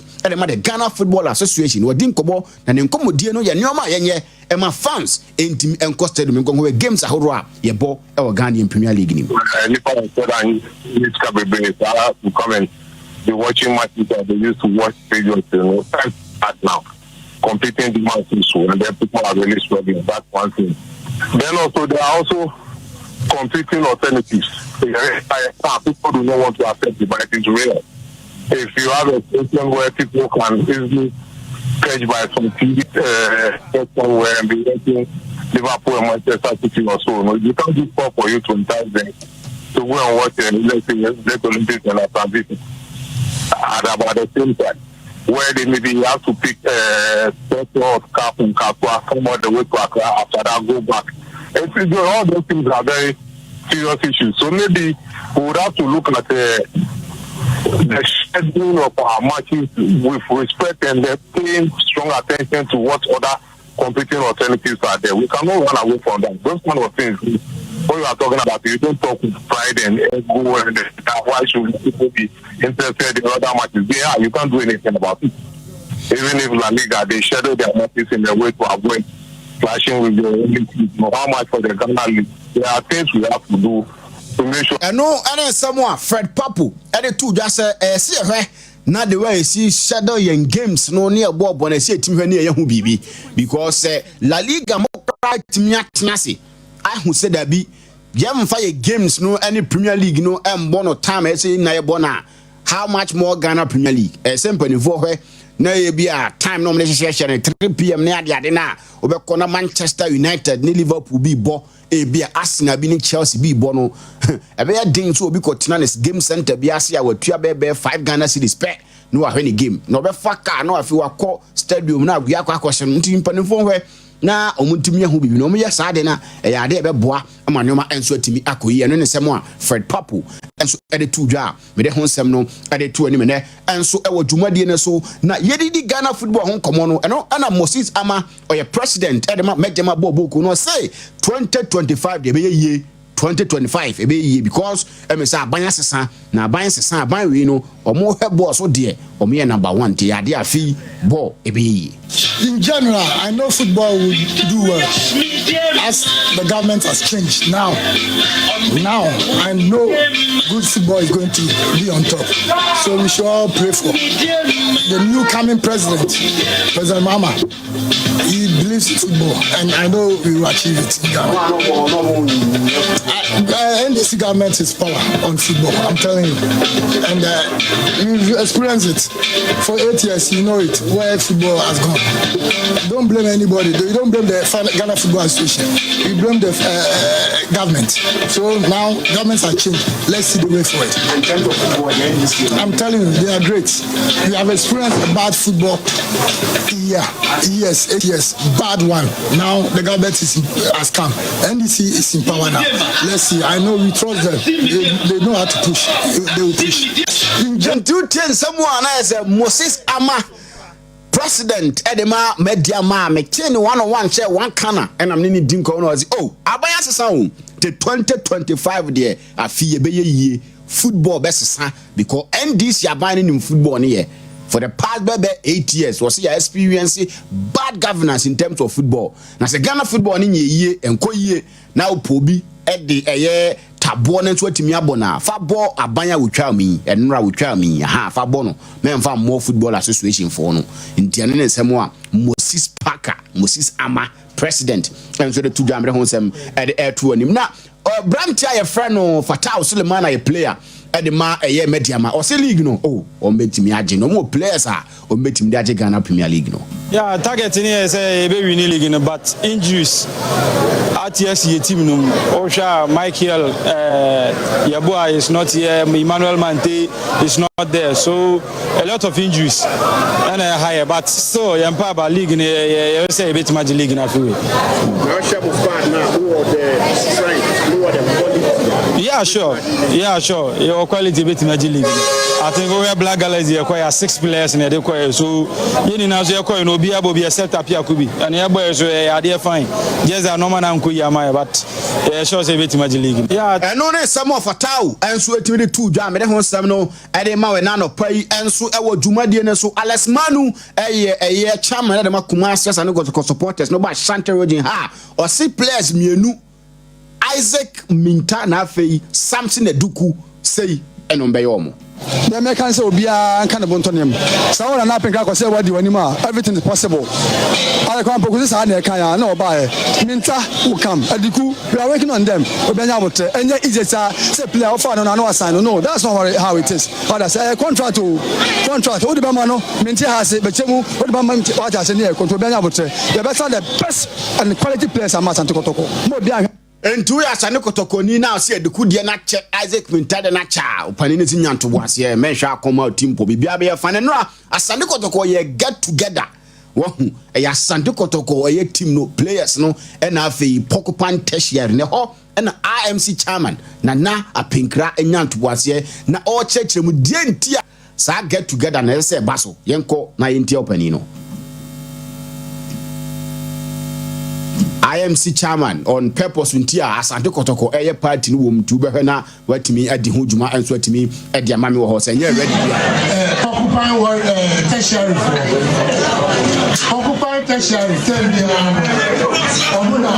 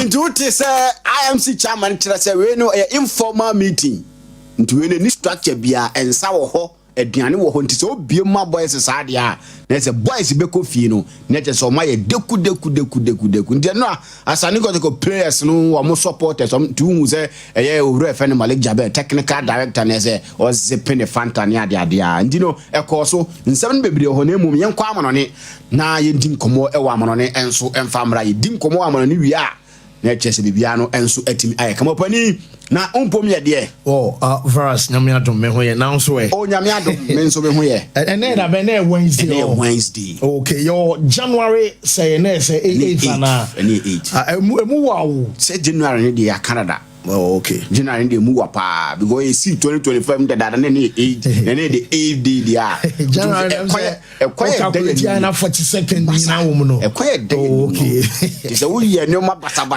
bu musika bro nya bra mo yo mo na mo no ai mo musa mo na mo so mo yo ye na no abusa yes na to muze over besi obi oro obusa wo na aha because I don't think obi e no be few nti wo na mo no ya study because man for sipa ko obi na so sika hia pa abo sika se ntina amanfo aton wo kuro ya ntina amanfo aton wo kuro ya awu ma ki ma o ma ki ni ma o ma ki ni ba because anga me tin o ma yi ma ki ni ba amanfo aton wo kuro awie amanfo aton wo kuro awie over so kasa me yes I waste me time okay to me come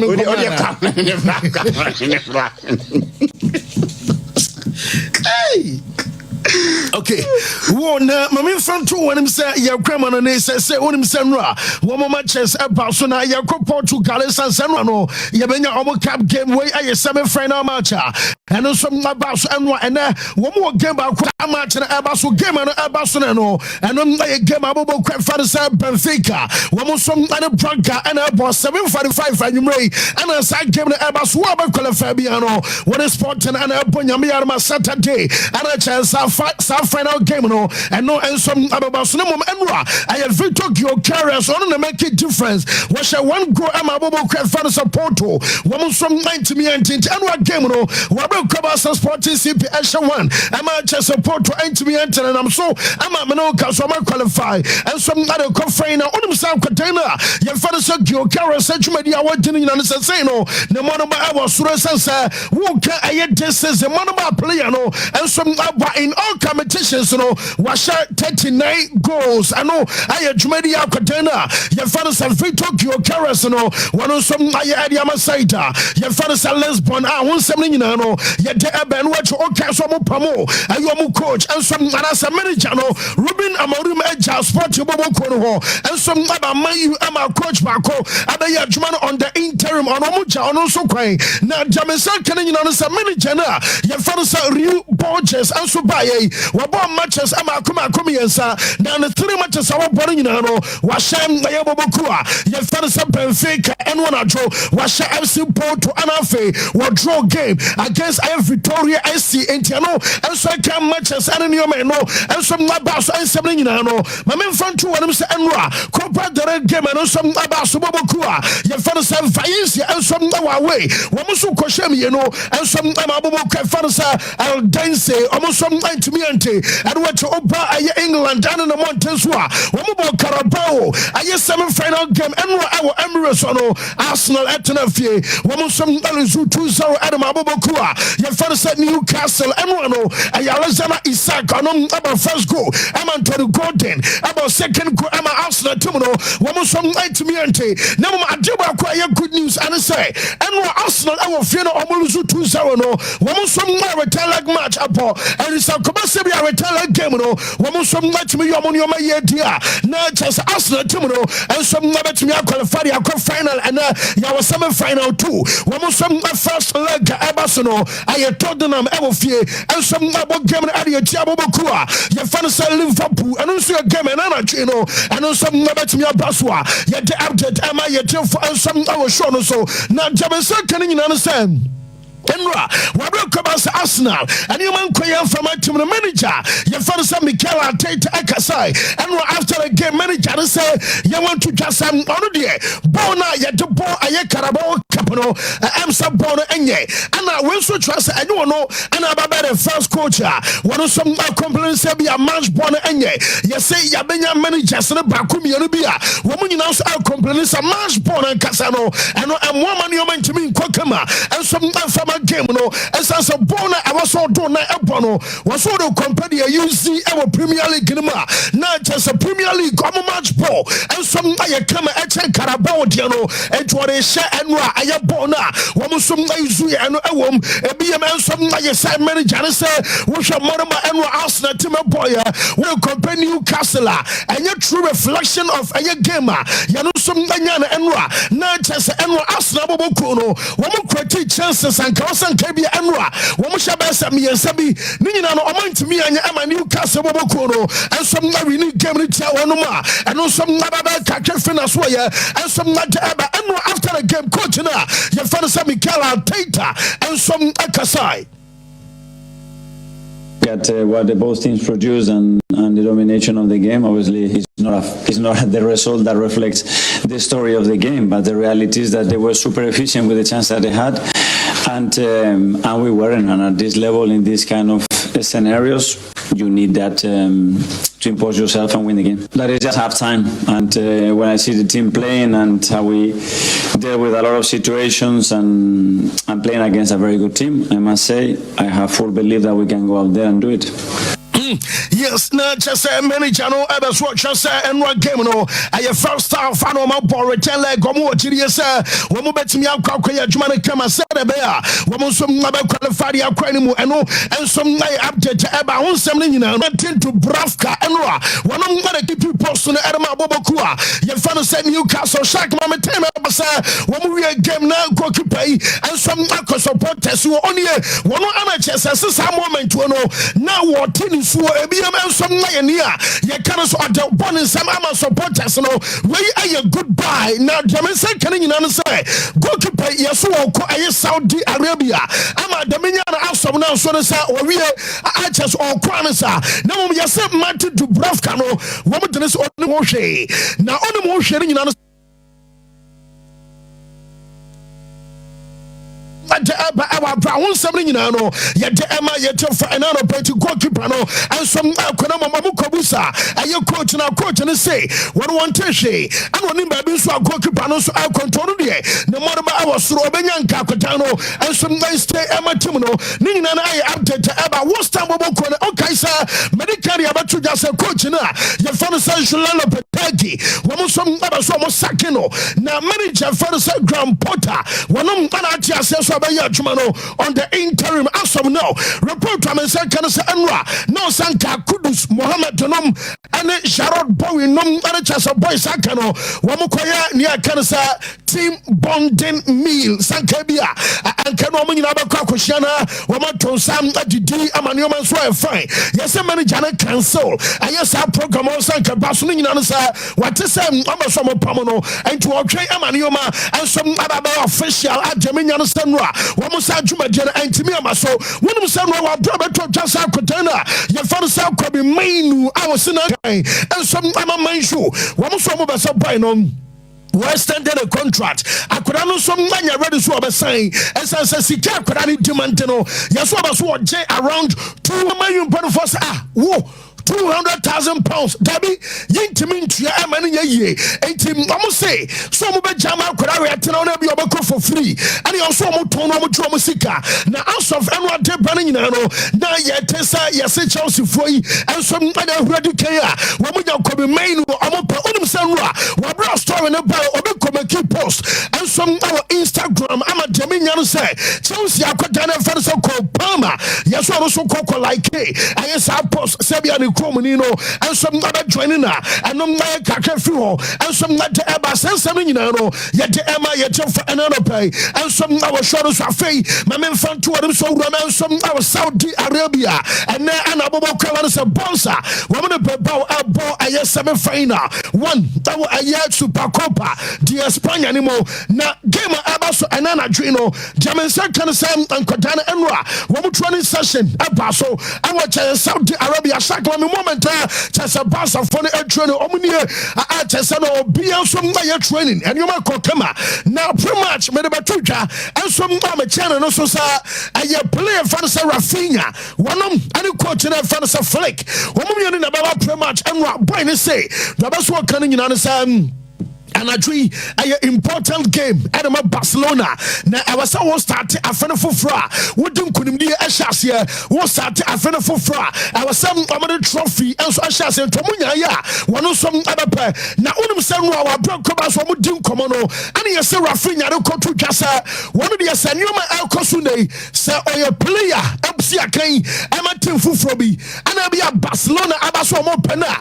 And Quebec Joe whom you know, Adea, Nina Danny and a perfect almost situation as answer and now no casino woman to me register and Quadami and a San Quanum and a be a boss abasa woman pen about Joe or Korea and he has one casa call and your president our training ground says answer now presido and some across on Tiasama Cotano and some Okochurch anymore I'm a later Jaminian Sapolia your father Sarah Fina and some Akopacho you say what Jatum say one Casaya Enra and some our pre-match and I say na and non transfer kaka frimo and de abasa nsɛm nyinaa no yɛde ɛmeyɛkyɛfo na mom sɛ woyɛ basa fana news a menya no sɛ na no ɛwɔ dwumadeɛ no so no mede to dwa sɛ bansa wɔbɛkɔ court ahodeɛ ɔmeyɛnsa deɛ de kan ɛnso ayɛ Supreme Sports Council ɛwɔ Spain ɔmokɔ no anyɛ yi a ɔmɛ proceed akɔ no mu yɛsɛ ɛyɛ Supreme Sports wɔmo council ɛwɔ Spain ɛsɛ wɔmo bɛ grante ɛyɛ Barcelona precautionary measure sɛ dɛ bɛyɛ a wɔmo abɛ register Dani Olmo ɛne Paul Victor mom ɔmo ntimi mmɔ ɛne game no bi ɔmo registration bɛba ɛgye sɛ bi a possibly wɔmo qualify ɛne kɔ final no a ɛne nkɔda no mmienu ɛnso ɛbɛtumi abɔ na wɔnom ɔmo yɛ clubs a na ɔmo mpɛ sɛ bi a Barca bɛtumi register nkɔda no nso amiɛnsa no report amensa ka no sɛ bɛbao ɛka o ebiam Atletico Madrid ɛnso ɛka o ana abɔbɔko a wɔno nso agyina ɛtɔ so mmiɛnsa no ɛnso ayɛ Sevilla ɔmo mmiɛnsa no nanka wɔmo mpɛ sɛ registration ɛbɛkafa mene woka sɛ Real Madrid wɔmo nso akɔduru ɛyɛ kyɛsɛ Jeddah ɛnora ɔmo nso abɛprepare sɛ wɔmo game ɛbɛba so no ayɛ ɔkyena ɔmo ɛnso abɛbɔ bɔbɔko a game a Madrid nso abɛbɔ our semi-finals wɔmo nie wɔmo nso akɔduru na ɛyɛ Hyatt Jeddah Hotel ɛhɔ ɛna Real Madrid ɛso kɔda ɛnora masa ɛnyɛ nkɔda hotel na deɛ menya no sɛ baby at time on my rival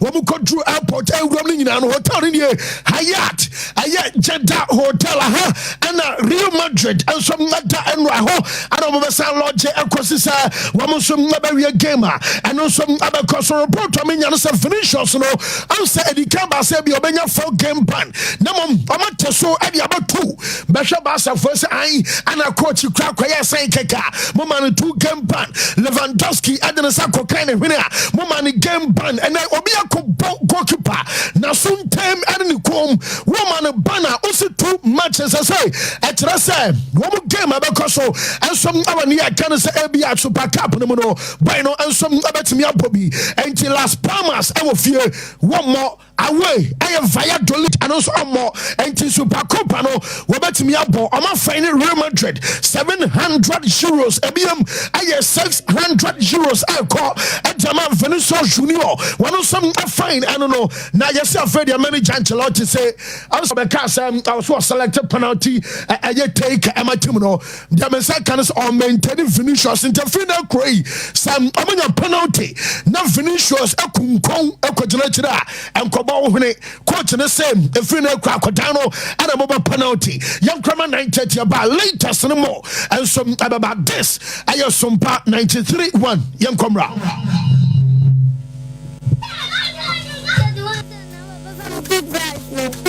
Sompanie Enyumnie, Sompanie Kasia Bonie, Sompanie Osompapanie, Sompanie Radio Nie, Yabo Yaba, Sompa Sompa, Sompa Sompa.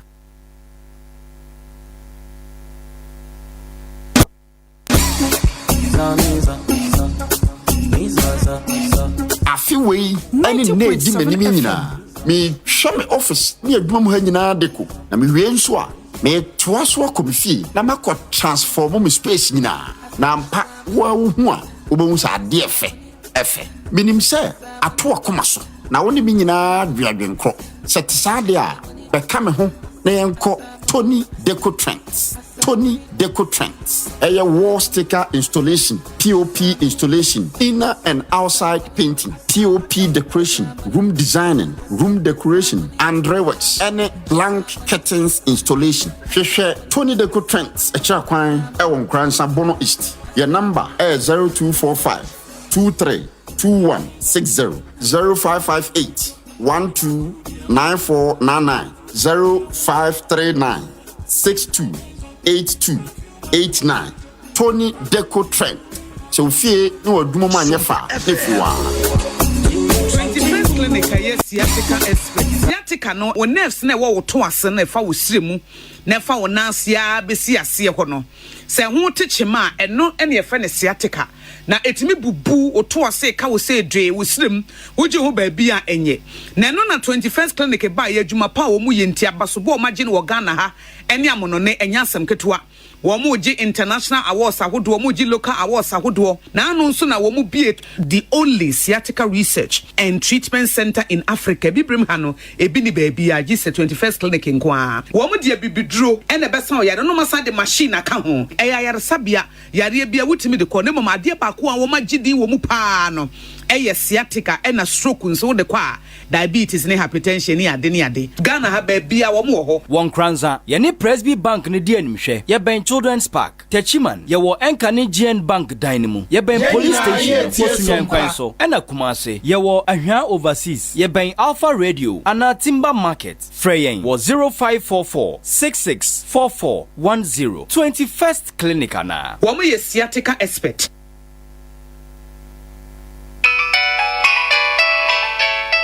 Hello? Hello, Kofi. Mabedon Nkoranza. Na maye wad. Kashe wame hunyina sa. Unu ya mani abre. Miniska. Simi ya maji zenka bedura. Nanka mako Fidelity Bank. Na mako hii cash kakra tume ho. Nanka masendiska so kakra makosia. Enso me baye. Fidelity Bank. Ebi ni ha. Mumama ni zumi rubber biya. Yesi cash ni ho. Oh, se wozenka o frementem. She, mamin show. Bisa se. Ope Bojibo Ventures. Bodien. Bojibo Ventures. E hon kwa. Eni ye yisika. Esan sendi sika dudu biya ope. Oh yes, mobile money dear network bia. Ubo number na nedem oton Richard Cars, any SIM cars, or your transfer, and also register SIM cars, network bia. Hey, oh you win na. She, ne yesi mawie. Bojibo nkwa, and Fidelity Bank, any Eco Bank agent or Nkoranza ha. Se ubi out, o sendi obisika, anase uko jiska ede through Eco Bank, anase Fidelity Bank account mono. Bojibo Ventures. Emfa ho ne bank ya obi save. Ubetnya send this car mano. Bojibo Ventures. Oh wow. Yiswe no so ye adwuma. Nkoranza Bojibo Ventures e wadi nkrase. Edwabo nsan no nchepe. Meda se menua. Fre Bojibo Ventures e 0248 089 463. Bojibo Ventures. Sunekura, Trapotokra, na sunu ekura kron. Herbal centers ne doso. Now sunya wajaba subadie. Ewo the whole West Africa. Korea, a Saint Tempa. Aye eja Abraham Herbal Center. Yadi be na doso. Breast cancer, ulcer, cocoa, anasa diabetes. Prostate be a wono. Eja siama. Afi, wani enka wona num. Mechere halitosis. Kohuru Dr. Abraham. Ni wanum ba ye she. Dr. Abraham, what deno katabere bere ba won pensisie. Wasansa kokotira.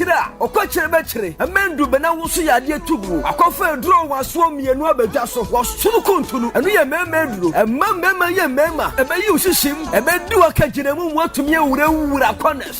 Virgin City so ye do waso wode aba abonche so. Na maya ni ti hojai. Sa wonya Virgin City edi hyehyɛ ho a ema wase ye neat. Na ye nkabo ni bi afiri wo. Na ma wase shine samaman. Hwehwɛ Adea Abraham Herbal Center. Ewo sunyane. Wodu ani kire estate kwan so a. Ben brotherhood asọdan no opposite Dr. Acheampong Kumasi so Oshim School Junction Presby asọdan in Tempe anasa frɛ 0242 764835 and 0505 740223 Adea Abraham say what the idea be about ne nkyɛn na so amu aduro ne yade na sientu a sambra bejo sika